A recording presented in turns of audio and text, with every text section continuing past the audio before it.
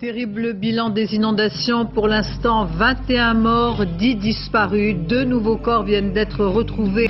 Au pied des barres d'immeubles, le Gravieux, un affluent du Gardon, est devenu une mer en furie. Aujourd'hui, voici ce que la crue a laissé derrière elle. C'est comme si l'eau avait pris plaisir à jouer avec les règles les plus élémentaires de l'urbanisme. Après 36 heures d'orage et d'inondation, le sud-est offre un paysage de déluge. Le bilan s'alourdit encore. Pour l'instant, on dénombre 26 morts et 12 disparus.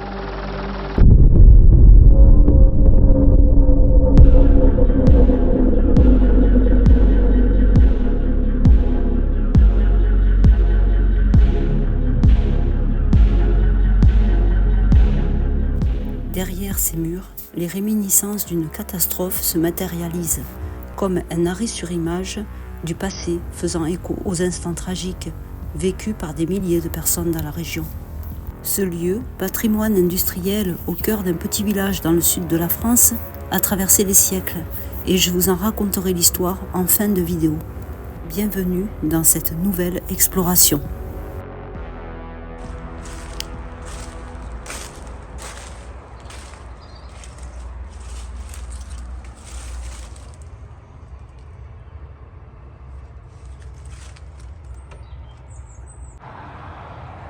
Alors, je vais faire attention, je marche.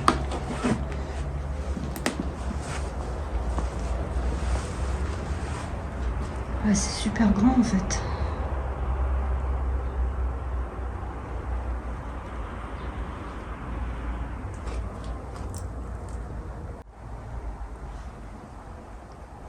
Je sais pas à quoi ça servait ça. Bizarre.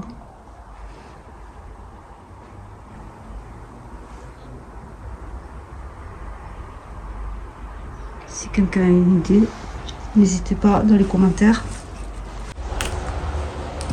Une charrette, je sais pas comment on appelle ça.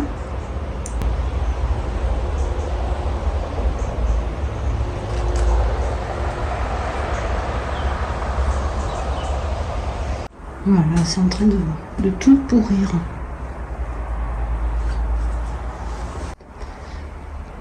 Oula.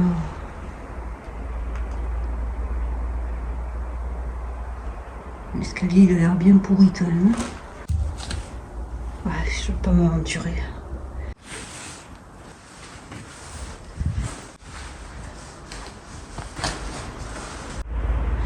Là on a une autre partie d'habitation. Ah oui.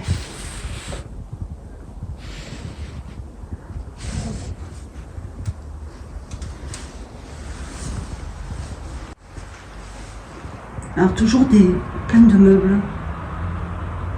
C'était une fabrique de meubles apparemment. Waouh.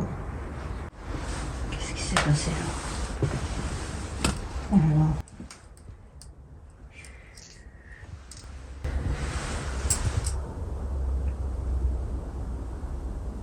C'est en train de tomber en morceaux.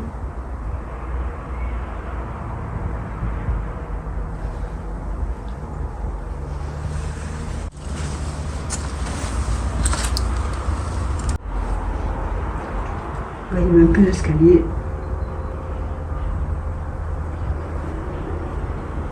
Et là-bas, c'est à ciel ouvert.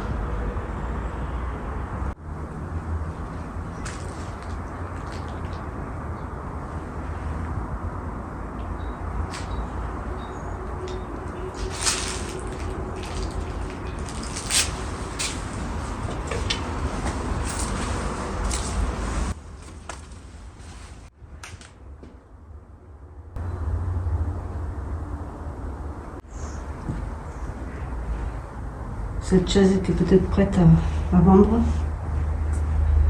à emballer.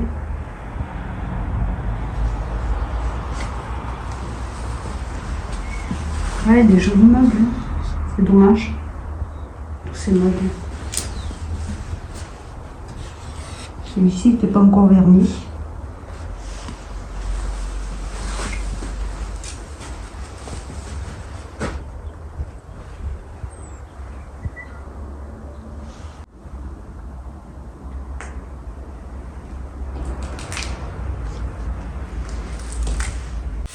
devait être une belle bâtisse à l'époque. Elle a été saccagée.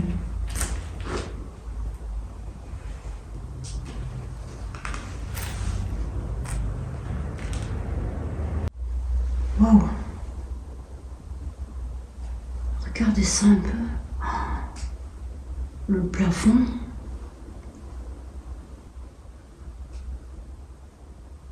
C'est pas loin de s'effondrer là. Hein. Ah mais il y a un trou là-bas carrément.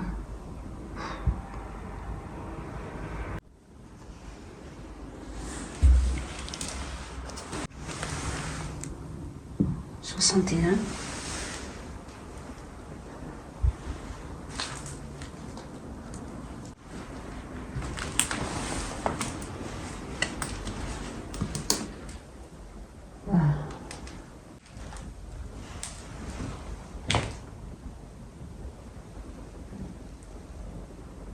C'est un bâtiment qui est en train de s'effondrer.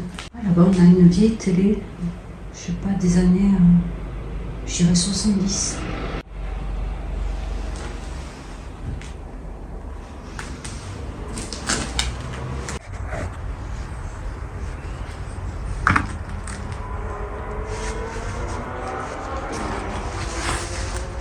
Alors ici, nous sommes dans une autre partie du bâtiment.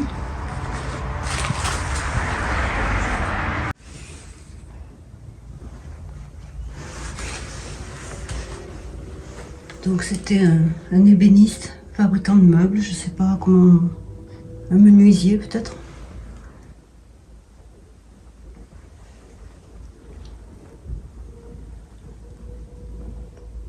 Donc je pense que toute la partie basse de ce domaine a pris l'eau.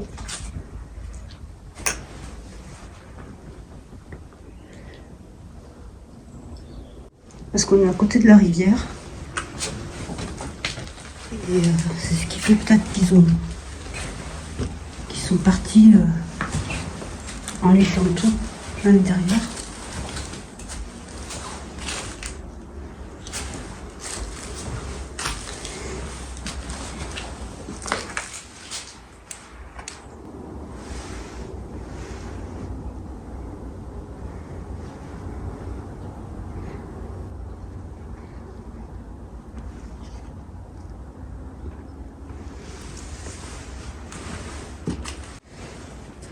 Énormément de meubles. Regardez ça un peu. Tout ce stock.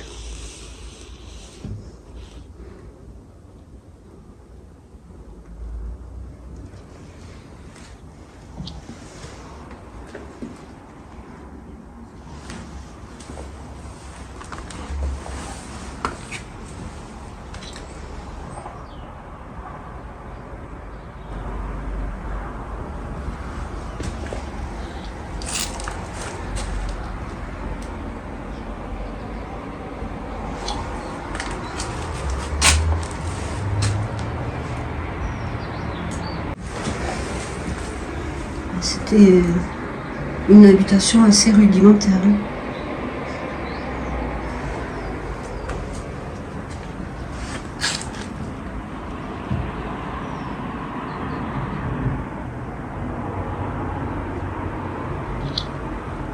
Une grande cheminée.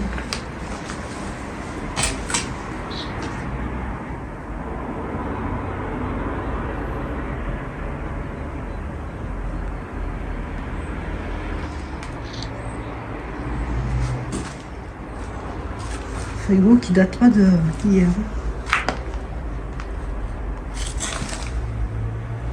Quelques conserves dedans. Ici on a une vieille pendule.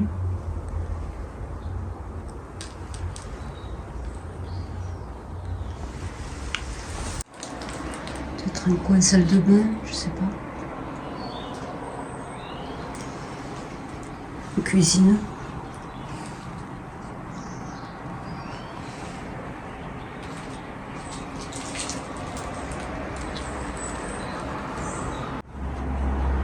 cette grosse cheminée qui devait servir en même temps de cuisinière, de chauffage.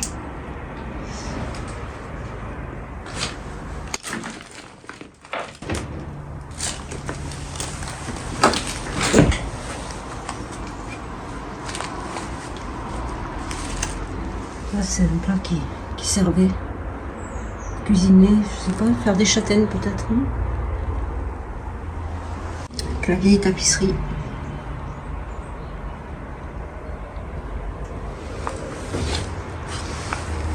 Je pense que cette partie du domaine a dû être abandonnée avant le reste. J'ai l'impression que c'est plus vieux.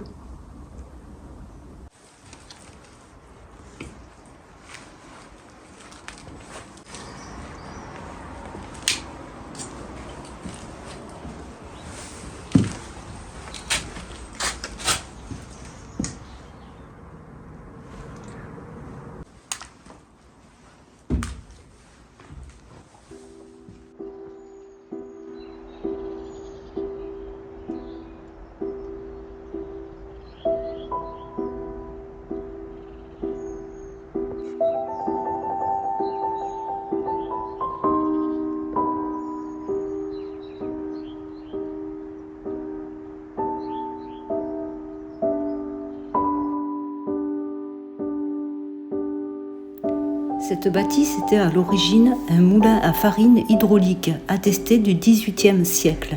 Des agrandissements et constructions de la double maison annexe sont ordonnés par le marquis de Valfons au XIXe siècle, puis la minoterie sera construite en 1909. Cette minoterie a joué un rôle important dans le développement économique et culturel de la commune. Bien avant la guerre de 14 et jusqu'en 1957, elle employait 12 salariés. Monsieur V, fabricant de meubles, l'achète en 1959, la transforme en usine de menuiserie et le moulin en maison. Mais les inondations catastrophiques à répétition du début des années 2000 l'ont contraint à quitter les lieux en laissant tout sur place. En 2017, un important incendie a détruit entièrement l'immeuble de 4 étages, dont il ne reste que les murs. Fort heureusement, le lieu n'était plus habité depuis les dernières inondations.